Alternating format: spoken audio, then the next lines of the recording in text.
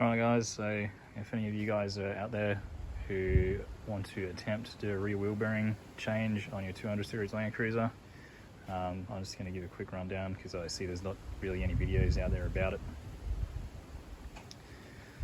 So yeah, it's not an easy job. The easiest part about it is actually taking out your axle, your half shaft. That's not bad, but once it's out, that's when the fun sort of really begins.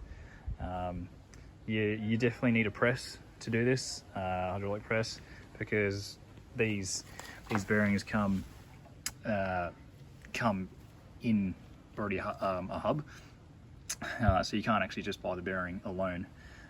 So yeah, I paid from Toyota in Kalgoorlie $380 just for one bearing.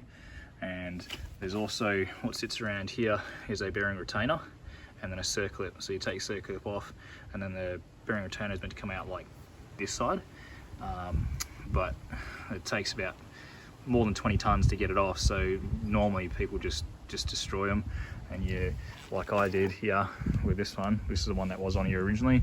Just got a die grinder, grind it away till it's like super thin, and then basically just get a cold chisel and smack it until she breaks.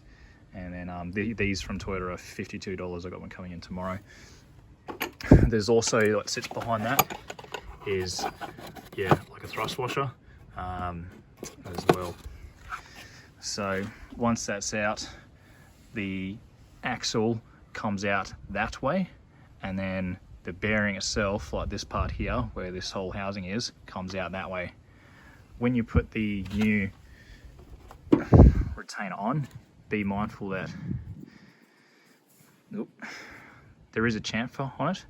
That chamfer sits this side up towards the axle, and that purpose is so when you slide the half shaft back in, this part goes in towards the seal, and the seal slides over the top of that chamfer.